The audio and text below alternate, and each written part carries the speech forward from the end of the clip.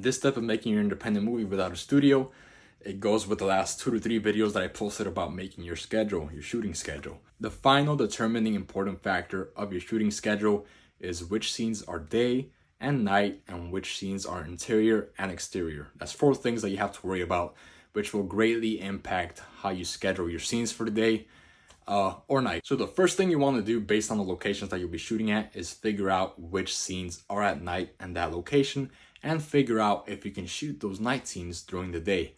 If it's interior, you can get away with shooting it during the day. You block out the windows with, I don't know, a cardboard box, a tarp, whatever, and just don't get the windows in frame and you're set. But if it's an exterior shot, an exterior scene, then you have no choice but to actually shoot it at night. So you want to make sure that, your cast and crew knows the hours for that day, if it's going to be an overnight shoot and whatnot. And one important thing you want to make note of the location that you're shooting at, if it's an interior scene, is how many windows does it have. Sometimes places have way too many windows and you just can't fake a night scene during the day because you're not going to be able to cover every single window if it's even accessible. Sometimes, there's like a giant roof window and you just can't cover that kind of stuff. And then again, you have no choice but to shoot the night scenes in the actual nighttime. I cannot stress how important it is that you figure this out because this will play a big part in your actors' call time for the day. If they're not going to be on set all day, if they're not going to be on all the scenes, you have to know if their scenes are at nighttime. A lot of times I've been called into set, my scene's at night, and they're calling me in at 12 p.m. That doesn't make a whole lot of sense. So make sure you make note of all the scenes that are nighttime, daytime, and when you can actually shoot them.